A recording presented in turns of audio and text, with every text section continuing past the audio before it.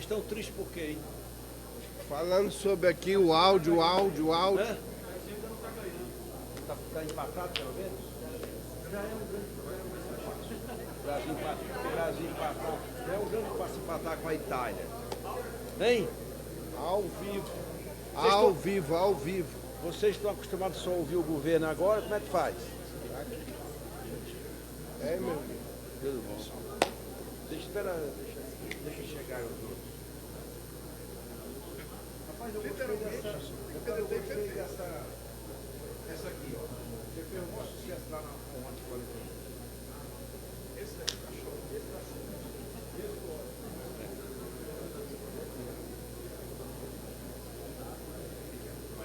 Esse aqui. Ele recebeu um ônibus assim, lá na comissão hoje, ó. Deputado da base do Bolsonaro. Tá vendo? Não, da base que foi eleito, é. Mas não tá. Não, eu sou deputado eleito lá da esquerda. Você já foi PDT, né? Foi candidato a prefeito, foi candidato a prefeito pelo PDT. O senhor teve quase 400 mil votos. Sempre foi esquerdista. É ultra esquerda. Muito bem. Revolucionário.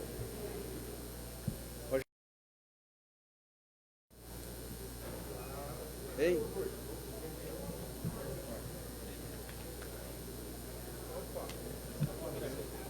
Já tem cor aqui, o cor tá altíssimo. Tá bom.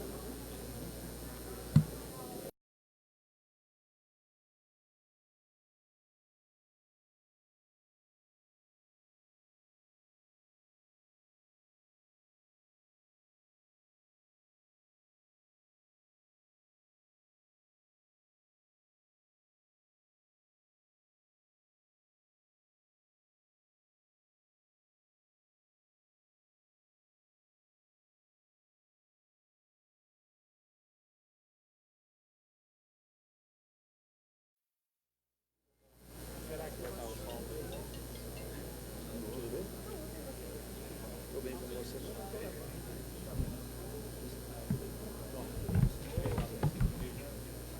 Quero. Não sei, eu não faço mais nada. Vou usar lá pra cometer, né? Foi? Ah, agora você quer. Não há dúvida disso, meu chefe.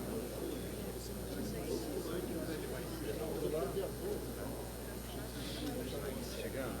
Eu tô lá na.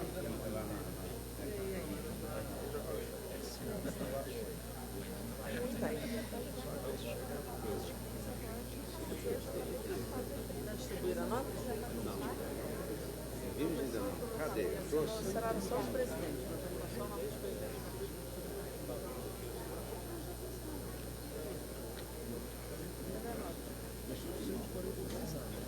Cadê a nota?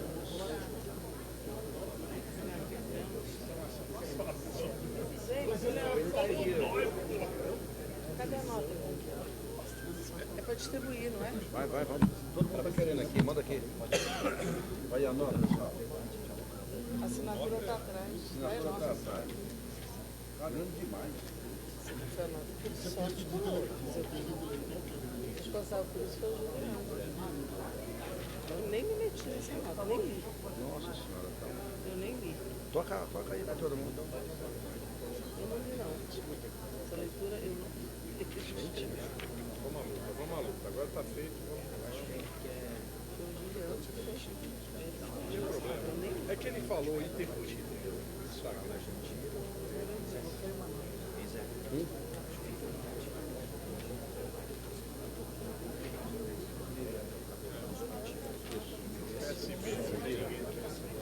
Quando você abre.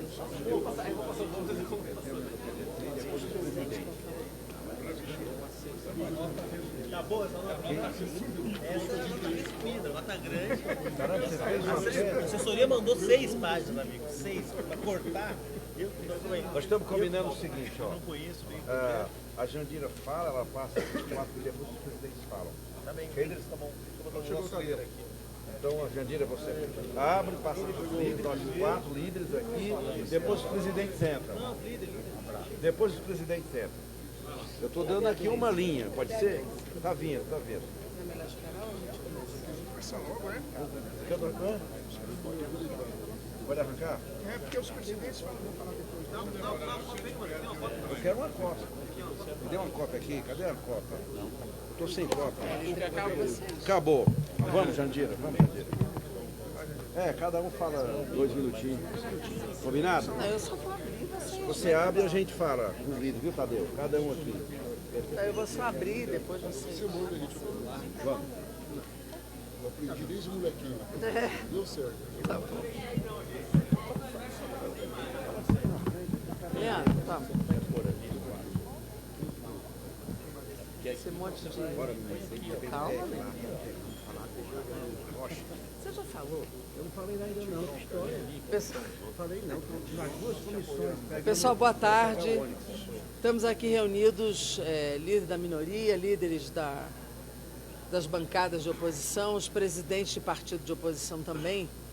E a ideia aqui é que a gente possa expressar para vocês a nossa opinião e posição sobre o relatório que foi entregue sobre a reforma da Previdência nessa conjuntura adversa, complexa, difícil que nós estamos vivendo, principalmente quando está maculada, violada e em risco a democracia brasileira, principalmente diante das denúncias feitas pelo Intercept, mostrando todo o conluio e toda a dificuldade vivida e violada a soberania, inclusive do voto popular. E é nesse momento conflituoso que vai se expressando a dificuldade da democracia brasileira, que é colocada aqui a retirada de direitos do povo brasileiro em torno da reforma da Previdência. Esse discurso da nova Previdência, que diz que a Previdência vai salvar o Brasil, não cola para nós e nem para a sociedade brasileira. Não há uma nova Previdência, na verdade há uma destruição de direitos do povo pobre desse país. Na verdade, tanto a proposta original do governo como o relatório trazido pelo deputado Samuel Moreira, na verdade, ela é uma economia feita sobre as costas do povo pobre deste país. Claro que depois de muita discussão, de muita luta que nós fizemos aqui, nós conseguimos tirar do relatório algo muito importante, que foi a tentativa de dar ao sistema financeiro a chamada capitalização, que era levar o cidadão diretamente para o banco, retirando desse sistema de previdência o direito dele estar no sistema de previdência público.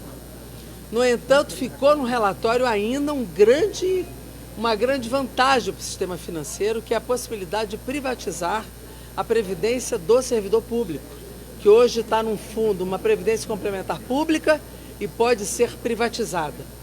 Para além disso, ainda há muitos riscos à pensão por morte das mulheres, principalmente das mulheres, mas também dos homens, que também têm pensão por morte. Ainda há uma grande sequestro do abono salarial dos trabalhadores. Os trabalhadores rurais não estão salvos nesse relatório. Ainda há a retirada de cobertura, inclusive, de vários direitos previdenciários, que são a aposentadoria por invalidez, por acidente de trabalho e tantas outras ficam sem cobertura no regime geral, e uma série de outros direitos que ali não estão garantidos nesse relatório. Então, essa chamada economia de 900 bilhões continua sobre o povo pobre, que vai ter um valor de benefício menor, uma carência elevada, um tempo maior para trabalhar para ganhar menos. Então, o relatório terá de nós oposição, terá de nós o voto contrário, e nós precisamos expressar isso, apelando para uma grande mobilização da sociedade para que a gente derrube esse voto. Não há concertação da Casa, não há unidade da Câmara em torno desse relatório. Eu estou abrindo aqui essa coletiva, mas espero que vocês compreendam que há uma posição unânime da oposição da Casa, mas certamente teremos muita luta ainda na sociedade brasileira. E nós estamos trabalhando para que nós não votemos rapidamente, para que esse debate, essas informações, cheguem à sociedade rompendo essa falsa unidade que está existindo hoje na divulgação desse relatório. Vou passar aqui para os líderes da oposição e para os presidentes de partido. Só uma coisa. Nossa. Vocês têm uma proposta sobre a mesa que é de não pela possibilidade de votar nominalmente cada um dos destaques. Isso também é consequência dessa carta, se não aceitar. Não, não existe isso mais. O que existiu foi fazer o debate de todos falarem o tempo acordado e na votação não tem acordo de não obstruir. Não. Agora fala o deputado Zé Guimarães pela liderança do PT. Muito bem. Bom, meus caros jornalistas, companheiras e companheiros, eu vou ressaltar 3 aspectos importantes desta coletiva que os partidos de oposição e os líderes aqui nesta casa pacificaram durante o dia de hoje.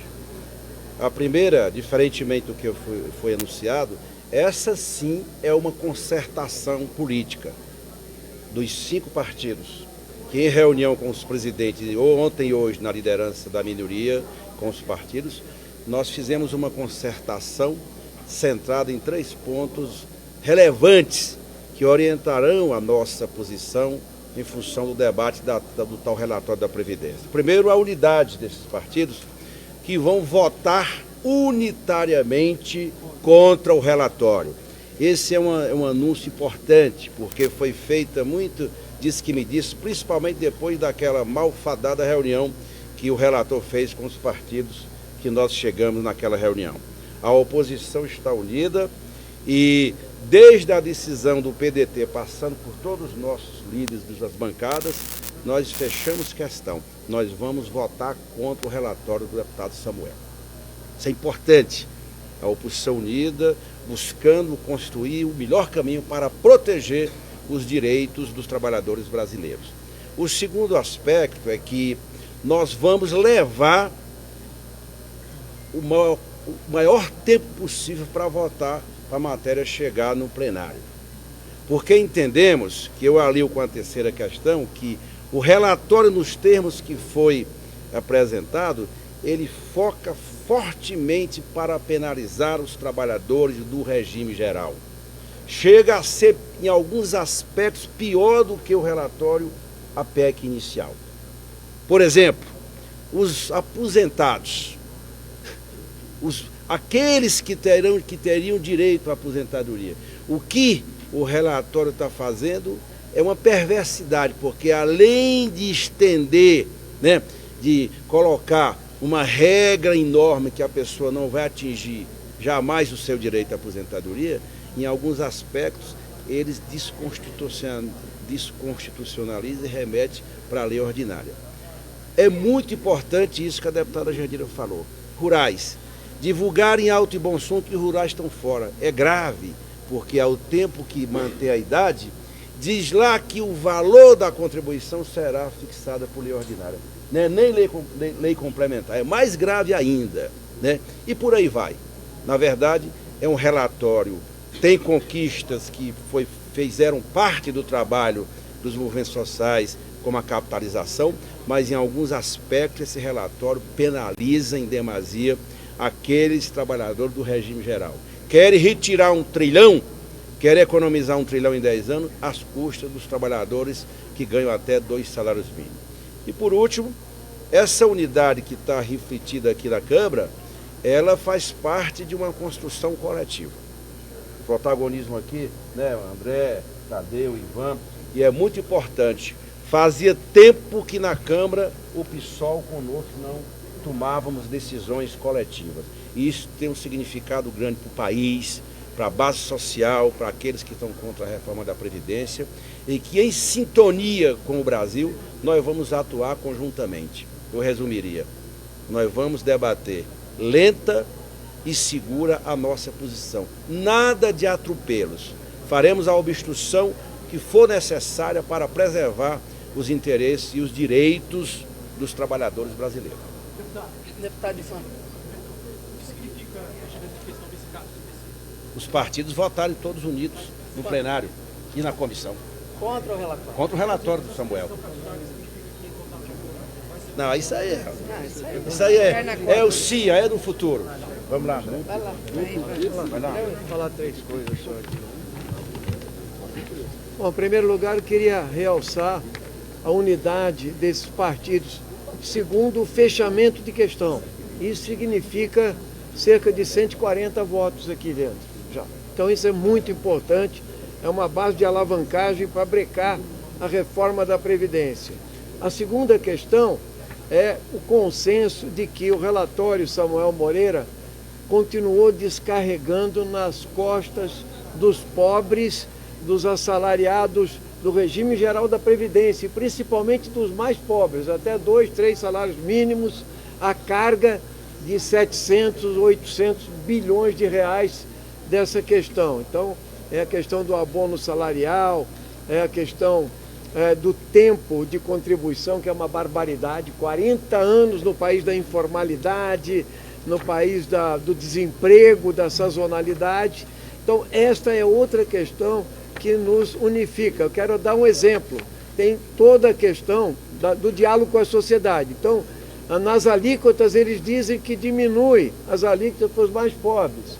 Isso significa 7,5%, R$4. Só que as pessoas vão trabalhar 10 anos mais. Então, todo mundo vai pagar mais, ou seja, trabalhar mais e pagar mais. Então, a resistência vai continuar articulada com as ruas para derrubar essa reforma, que é uma resposta puramente fiscal. Nós entendemos que nós devíamos fazer com que os que têm mais pagam mais, inclusive numa reforma tributária. Já que o relator iniciou com a CSLL, por que ele não coloca lá, por exemplo, a taxação de lucros e dividendos, o fim das desonerações fiscais e o combate à sonegação fiscal? Esse é o nosso rumo nessa reforma. Obrigado. André, por favor.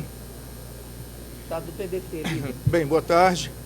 Basicamente, para não ser repetitivo, nós queremos apenas resumir o posicionamento que o PDT discutiu internamente, juntamente com todos os partidos que aqui estão, PT, PCdoB, PSB, PSOL.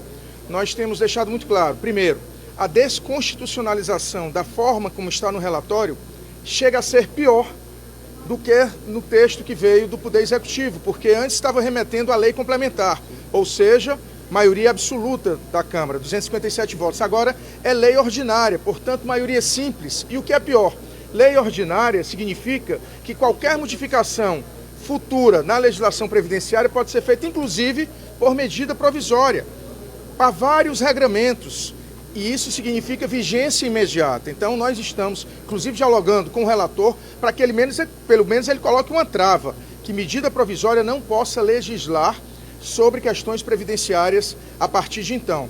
Segundo tópico é a questão do pedágio. Pedágio de 100% adicional no tempo de contribuição para quem tem estabilidade já é demais. Imagina para quem não tem estabilidade, para quem está no regime geral da Previdência Social. Isso é uma desumanidade que vai fazer, no ambiente de elevadíssimo desemprego, de subemprego e de precarização, nós vamos fazer com que as pessoas não consigam se aposentar, porque ninguém vai conseguir trabalhar 100% do que hoje é necessário em relação ao tempo que falta. Terceiro, trabalhadores rurais. Disseram, não, acabou o trabalhador rural. Não, de forma alguma. De 15 para 20 anos o trabalhador. A trabalhadora continuou com 15 anos. Se hoje, em média, os trabalhadores rurais se aposentam com 65 anos, consequentemente levam 45 para conseguir demonstrar 15 de contribuição, mais 5 significaria que eles vão ter que trabalhar mais 15 anos para contribuir com esse mínimo de 20 anos, que é o que está previsto na PEC. Sem falar também na questão das pensões e acúmulos de pensão com aposentadoria, que é uma desumanidade para quem ganha até 2 salários mínimos, no máximo 3, você ter no mínimo 40% de desconto. Isso é uma desumanidade com a grande maioria do povo brasileiro. E é por isso que nós estamos fechando questão também contra o relatório do deputado Samuel Moreira, porque também trata-se de muitos malefícios em relação à maioria do nosso povo, que é justamente quem está no regime geral da Previdência. Deputado Tadeu, do PSB. Fala. Só você faz pergunta, ó. Fala. Deputado, o senhor disse que está dialogando com o relator. O diálogo abre margem para a negociação e mudança dessa postura? Não, o nosso voto em relação ao fechamento de questão contra o texto, ele será mantido, até porque se houver alguma mudança por parte do relator, será em cima de questões pontuais. Ele se mostrou aberto em fazer uma complementação de voto, certo? Então ele se mostrou aberto. Isso significa diálogo, salutar. Mas, para o que ele não concordar, nós apresentaremos os destaques, a oposição vai ter direito a 9 destaques, e esses destaques serão consensuais entre os 5 partidos. Deputado Tadeu, líder do PSB. Boa tarde a todos. Nós sempre dissemos que a proposta do governo a pretexto de combater privilégios, ela onerava excessivamente a base da pirâmide social. Essa foi a crítica que o PSB fez, porque embora sob o discurso de ataque a privilégios, quando você olha aquele quadro onde o governo distribui os impactos da reforma, ficava claro que 83% desses impactos era no regime geral, no rural, no BPC, e, portanto, essa foi a crítica que nós fizemos. O relatório do Samuel Moreira, ele retira rural em parte, que já foi dito aqui que tem essa diferença do homem e da mulher rural, ele tira o BPC, acolhe uma emenda do PSB, entre outras, que era para suprimir a capitalização, portanto, a capitalização, sem dúvida nenhuma, é um avanço decorrente da atuação dos partidos de oposição, mas ele mantém a estrutura medular da proposta do governo, onde, efetivamente, as mudanças no regime geral praticamente não existiram, e se resistiram foram de forma superficial, que continua fazendo recair sobre os mais pobres, sobre os mais vulneráveis, exatamente o peso dessa reforma. Ora, se é mantida essa estrutura medular, evidentemente que o relatório do Samuel Moreira padece das mesmas inconsistências, dos mesmos vícios que nós apontamos. E por isso o PSB não tem nenhuma dúvida, apesar de reconhecer os avanços, e avanços há, mas não há avanços em montante suficiente a mudar a nossa posição política sobre a proposta, que essencialmente é onde se vai espetar a conta desse ajuste.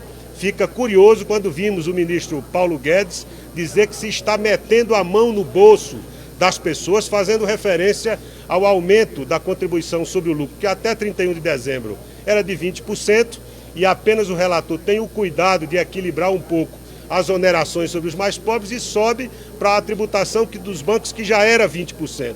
E é só assim que o ministro Paulo Guedes reconhece que estão metendo a mão no bolso das pessoas. Enquanto esse bolso é dos mais pobres, ninguém se incomoda. Quando é nos banqueiros, lamentavelmente, esse é o espírito da proposta do governo, que permanece no espírito do relatório Samuel Moreira, lamentavelmente. Por isso o PSB vai acompanhar os partidos de oposição e vai votar contrário a esse relatório.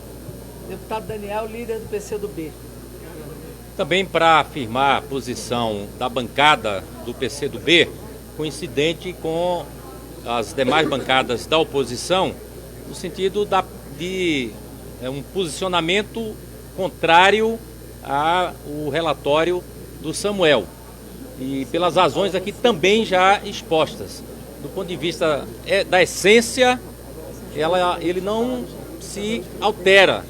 Nós dizíamos desde o primeiro momento que esta proposta tinha um objetivo muito claro, de acabar com a previdência pública e favorecer o sistema financeiro, transferir esses recursos para fortalecer o sistema financeiro. O relatório do Samuel mantém isso, diz que alterou em favor dos trabalhadores rurais, mas ficou no meio do caminho.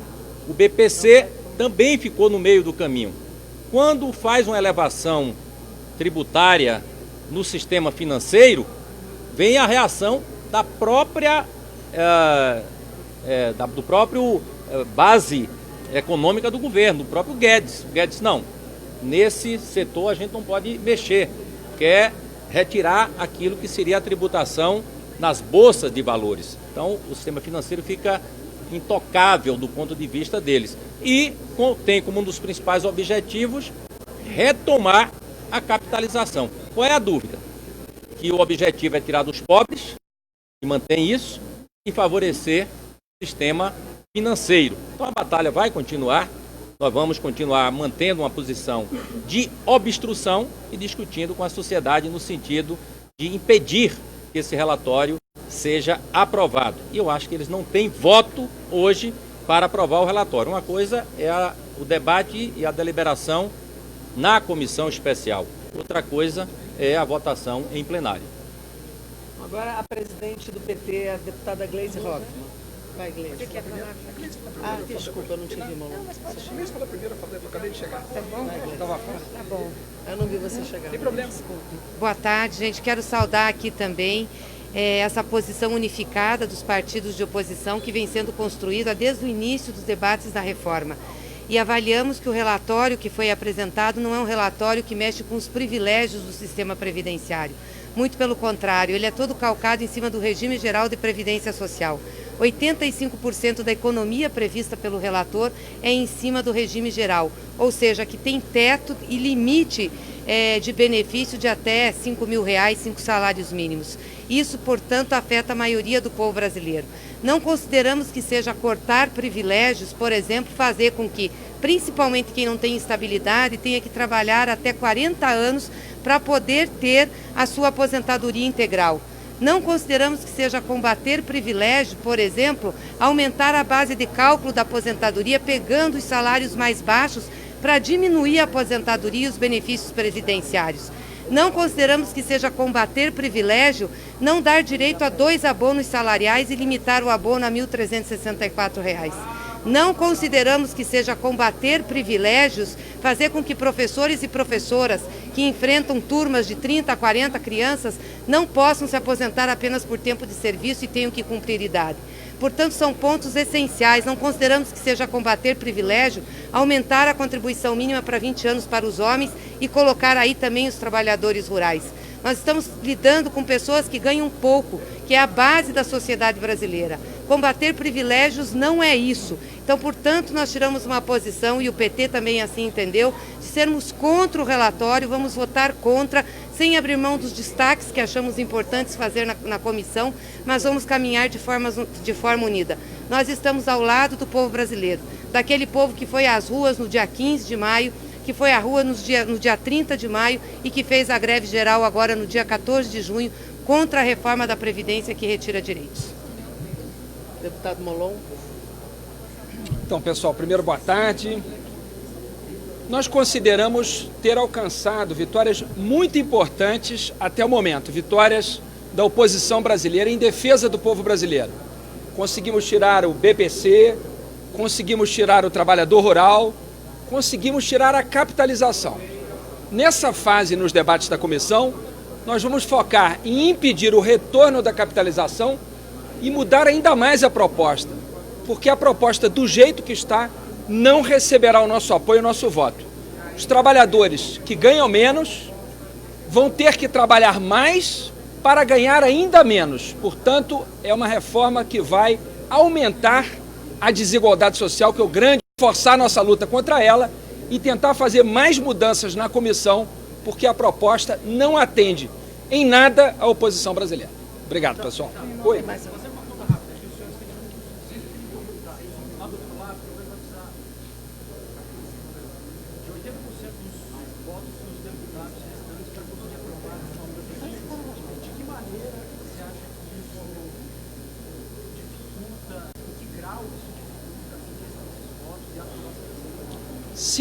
Se nós fôssemos apenas 131, não haveria mais de 160 inscritos na comissão de reforma para falar contra o texto.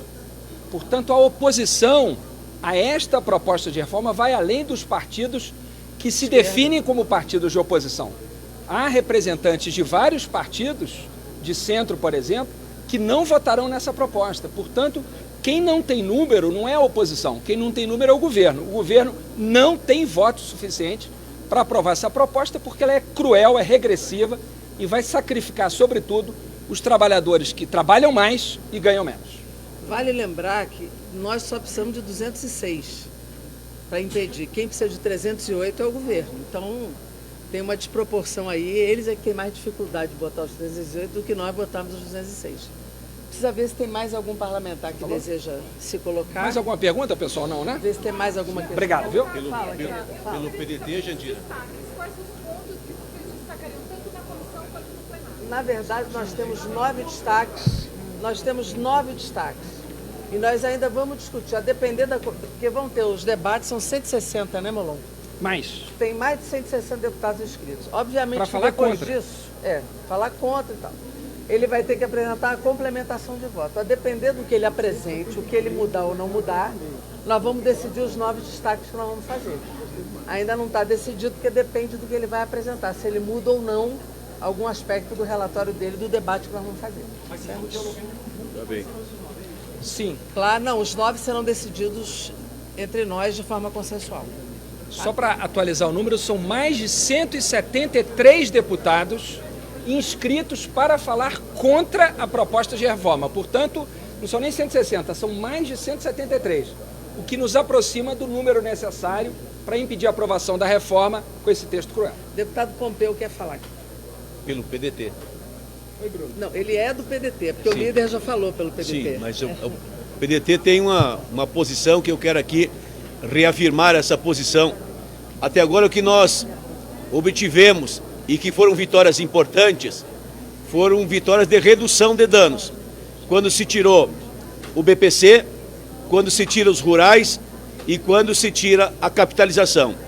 Agora é importante dizer que eles vão jogar todas as forças para voltar com a capitalização. E nós temos que estar preparados para esse enfrentamento. Além desse aspecto, tem algumas coisas que são essenciais. Por exemplo, os professores.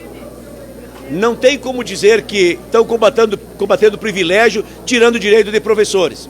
O segundo aspecto, a soma de 40 anos de contribuição e 65 anos de idade é uma fórmula maléfica que inviabiliza as aposentadorias. É uma fórmula, assim, muito pesada, que é insuportável pelo trabalhador.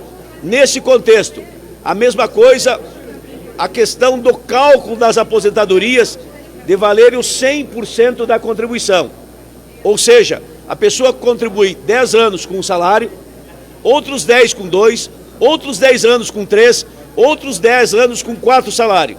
Faz a média, dá 2,5. Ou seja, o cálculo da aposentadoria, na forma como eles querem aprovar, de média de 100% de todas as contribuições, vai reduzir em praticamente a metade o valor da aposentadoria. E por fim, nessa questão dramática, está a questão das viúvas e dos viúvos, cuja viuvez a maioria é da mulher.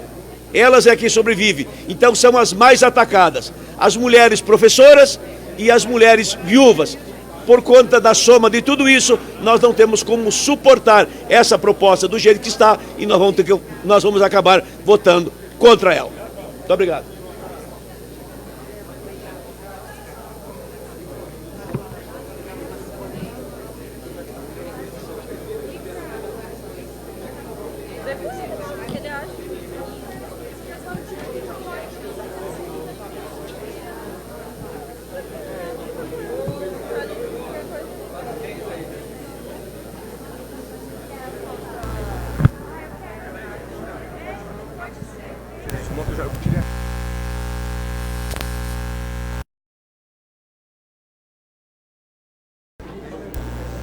Só enquadrar e... Volta quando? Acho que chega sexta-feira aqui em Brasília. Pega o voo quinta, né? Presidenta, expectativa agora com as novas revelações que o Intercept deve soltar ainda hoje. Como é que a senhora está avaliando essa série, né? Estamos na expectativa, né? Se continuar do mesmo ritmo e com a mesma gravidade que foram as verdades já reveladas, com certeza nós vamos ter mais turbulência ainda no cenário político brasileiro, porque é muito grave o que já saiu até agora. Estão prometendo outras revelações. Eu espero realmente que saiam hoje, porque amanhã o Senado da República terá a oportunidade de inquirir Sérgio Moro, que vai estar no Senado, sobre essas revelações, sobre a sua relação com os procuradores, sobre a sua forma de conduzir um processo judicial e a perseguição que ele fez dentro do processo da Lava Jato, principalmente ao presidente Lula e ao PT. Então nós estamos de olho, estamos esperando e nós vamos enfrentar essa situação. Não pode a democracia, o Estado democrático de direito, as pessoas ter seus direitos lesados por um conluio que tinha como motivação a posição política do juiz Sérgio Moro. O juiz Sérgio Moro não agiu como magistrado, agiu como um político, querendo participar do processo político brasileiro, impedindo o Lula de ser candidato para facilitar o caminho para Bolsonaro, depois ganhar um cargo no Ministério da Justiça e quiçá, ganhar um cargo como ministro do Supremo Tribunal Federal. Então nós esperamos que as revelações, sendo da gravidade que são, tenham um impacto no cenário político e a gente consiga consolidar a Comissão Parlamentar de Inquérito aqui no Congresso Nacional. Presidente, para finalizar, paralelo a essa situação no Brasil, que não teve nenhuma resposta das autoridades, a gente teve a Suíça dando um exemplo, né, que afastou procuradores que tiveram contatos que não foram registrados, enfim. Exatamente, já que a Lava Jato se refere tanto à legislação internacional, tem isso como referência, eu acho que tinha que também ter como referência as consequências de um ato como esse que eles praticaram de ilegalidade. E a exemplo da Suíça, esses promotores serem afastados e o juiz Sérgio Moro também. Até porque nós não podemos esquecer, ele como ministro da Justiça comanda a Polícia Federal, que é uma instituição importante para investigações em denúncias como esse caso. E aliás tem um caso grave também hoje, trazido pelo jornal Folha de São Paulo, que mostra que a indústria da fake news realmente funcionou no processo eleitoral. Ou seja, nós tivemos milhões de WhatsApps saídos do exterior, disparados na Espanha, pagos com dinheiros de empresários e dinheiro não contabilizado na campanha, que ajudou Jair Bolsonaro a ganhar ganhar a eleição, o processo eleitoral contra Fernando Haddad. Isso também tem que ser esclarecido. Obrigado, presidenta. Deputada Gleisi Hoffmann. Vamos conversar agora com o deputado Enio Verri. Vamos só ajustar a câmera agora aqui. Mas, deputado Enio Verri, expectativa agora diante da iminente novas revelações do Intercept, vai esquentar mais a cadeira do Sérgio Moro? Sem dúvida nenhuma. A cada dia a população percebe quem de fato é Sérgio Moro e como nós estávamos certos quando fizemos essa denúncia.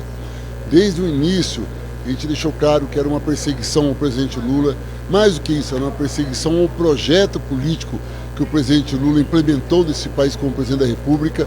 Era uma caça ao Partido dos Trabalhadores e todos aqueles que defendiam os interesses dos mais pobres. Agora, com isso de forma mais aberta, ouvindo as gravações e o diálogo, ou lendo nesse caso, entre Moro e o Deltan Dallagnol, vendo o que eles aprontaram, mostra que isso é uma destruição da nossa Constituição. O que nós estamos vivendo hoje é um momento de grande crise, porque ao mesmo tempo que você tem no Executivo o Presidente da República destruindo a nossa Constituição através da reforma da Previdência, nós notamos que Dallagnol, com Moro e Bolsonaro junto, já faziam isso antes das eleições, desrespeitando direitos, desrespeitando a soberania nacional e principalmente desrespeitando o povo brasileiro. É claro que alguns ainda irão demorar um pouco mais para perceber o golpe que caíram. Outros já começam a perceber e ficam calados. Felizmente, alguns outros já percebem, não ficam calados e denunciam de forma alta, em bom tom, para todo o Brasil, que o povo brasileiro foi traído. É preciso agora que essas novas notícias que o Intercept deve soltar hoje, assim como aquelas novas que ele irá soltar semanalmente por um grande número de dias, eu espero que até meses, a gente possa transformar isso em pílulas da verdade, em pílulas da transparência. E por mais que ele negue, por mais que ele tente fazer de tudo para dizer que não tem nada a ver com isso, Moro está comprometido até a cabeça. Eu acredito que a cada dia que surge uma nova notícia do Intercept, é o dia que ele fica mais frágil. Até porque Bolsonaro não vai querer manter do seu lado alguém que pese, uma âncora para o seu governo. Enquanto Moro soma ao seu governo, ele vai deixá-lo. Mas a persistir essas denúncias, e são muitas, daqui a pouco Bolsonaro vai dizer o seguinte: a bem do governo, do meu governo, do Bolsonaro, eu prefiro demiti-lo. E aí foi-se, de fato, o seu emprego como ministro da Justiça e seu emprego como ministro do Supremo Tribunal Federal. É o mínimo que a população brasileira pode esperar de alguém que desrespeitou as leis, que usou o seu cargo, um cargo de juiz, para prender aqueles que defendem os interesses dos mais pobres e principalmente para quem usou o seu mandato de juiz e de uma grande liderança pública para eleger o presidente da República. Ele é absolutamente comprometido em todos os sentidos e seu lugar agora é fora do governo e principalmente sem ter a mínima chance de ser um futuro ministro do Supremo Tribunal Federal. O deputado só falou em fragilidade. Em outros tempos, né, a Lava Jato, quando era questionada, eles normalmente respondiam duro, enfrentavam o debate, né, soltavam nota, davam coletivo. Agora o Moro já tem viagem marcada para os Estados Unidos, o Dallagnol tirou férias, está viajando também fora do Brasil e vários meios de comunicação saíram do esquema de blindagem, né? Parece que a força política deles já não é mais a mesma. Claro, isso tem limite. Só que é do Paraná, lembrando, o deputado conhece bem a República de Curitiba do Paraná. Nós conhecemos bem e tem um dado importante. Domingo próximo passado, foi feito um ato em frente à Justiça Federal em Curitiba de apoio a Moro e ao Dallagnol. Tinha 41 pessoas em Curitiba. Se lá tinha 40 pessoas, você acha que o resto do Brasil está preocupado com isso? Ou seja, eles, usando um termo popular, soltaram tanto o Deltan como o Moro na pista. Ou seja, não fizeram besteira, agora assumam aquilo que fizeram. Então, de fato, a cada momento ele fica mais frágil, a cada momento ele fica com menos palavras para fazer a sua defesa, aliás, defesa que não fez nenhuma, porque ele primeiro disse que não tinha nada. Depois ele confirmou numa entrevista ao jornal Folha de São Paulo que ele concordava com o que estava escrito lá. Ora, se o que está escrito ali de fato é dele, ele tem que pagar o preço por isso. Antes, vazamento não era crime quando prejudicava o presidente Lula, a presidenta Dilma e militantes dos partidos trabalhadores. Agora vazamento é crime? Qual o critério da lei que se está entendendo? Ou você tem um juiz preferido e outro não? Isso não pode ocorrer. Então, na verdade, eu avalio que no máximo 30 dias, isso é doença de economista fazer previsão, ele será tão pesado para o governo Bolsonaro que não que o Bolsonaro vai demiti-lo, mas nós sabemos como é que funciona, né?